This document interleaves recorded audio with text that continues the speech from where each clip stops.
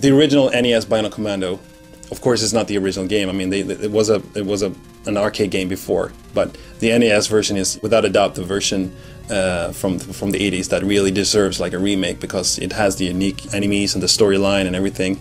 It's just coherent. Everything in the game is something you can develop and continue building on top of. Also, that's the version that I think most people remember as the cult classic. The original game has this kind of really 80s tackiness to it that we really wanted to embrace. I really like that kind of feel to it, the bright colors and the shades, and everything's like the heroic guy running into the sunset in the introduction sequence, like the prologue of the game. The music of the original game is also, I mean, one of the memorable areas.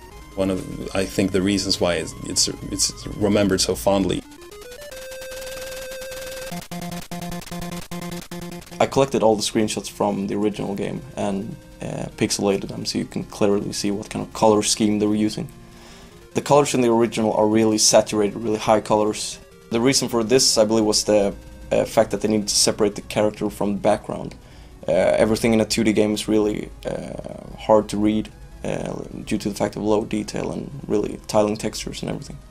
So we wanted, of course, to keep the same style, not only because we like the actual colors, but also because we need the same kind of readability in our game.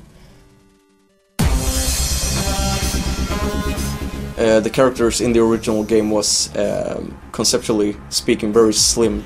They were all a bit sci-fi army style, and that's something that I wanted to, create a sort of new approach to. While having few characters, I want very diverse visual or conceptual impact on each character. Rad Spencer, the Bionic Commando, represents the street 80s. With the police jacket, army meets, cool 80s guy. Like, this guy goes to war in style. Yeah, exactly. That's the whole idea. And the reference for this was Iceman from Top Gun. Oh yeah. We had Marty McFly, all sorts of 80s icons, legends.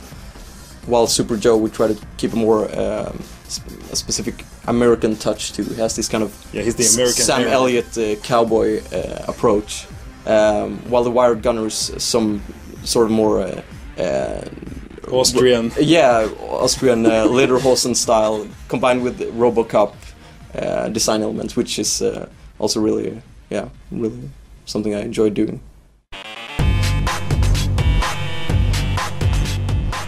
The bosses of the original NES game, I mean, they weren't that great. Gameplay-wise, they didn't work, really. So they had to be completely redesigned, and I mean, that ties into the visual design as well. We needed completely new bosses that really used kind of the unique mechanics of the gameplay itself. Yeah, swinging, you need to use the arm to beat the boss and kind of reveal the weak spot of the boss. And the really classic, you can only shoot the boss on the big red bulb thing. So we wanted to bring that into the game and also make sure that you always need to use the arm and the weapons to beat the boss. Yeah. And we went crazy with the bosses. Yeah, we really did. All the boss concepts, I mean, they started on a gameplay, as a gameplay concept. I had an idea for how we would fight the boss, and then I brought it to Jacob, and then the visual, like the design of how it should look in detail, really took shape. Yeah, it was definitely a gameplay governed design process, where the bosses in some cases might look odd simply because they support a strange or unique gameplay. I had an idea of a boss where you would kind of unscrew bolts on the front of it, and shield plates would fall off, and then you would reveal like the weak spot of the boss. Yeah, it is. In the original, there was a silly enemy. I can't remember which area, but Area 7. Yeah, Area 7 was controlling a small tank of some sort. Yeah, some kind of machine device, and that's something we just used as to ignite the inspiration for the Siege machine.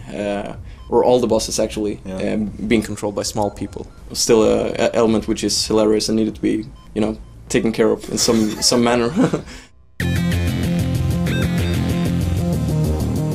Working and collaborating with Capcom is wonderful.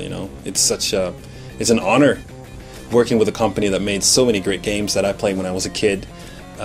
we have Gunsmoke, we have Mega Man, of course, we have DuckTales, all with great graphics, great music, great gameplay, everything that set the bar for so many genres.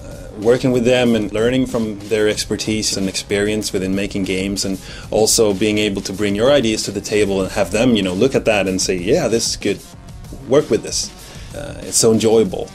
People have been waiting for 20 years for a sequel or a remake of this game because the wire mechanic doesn't age, so it's timeless. The fan expectations are, of course, huge.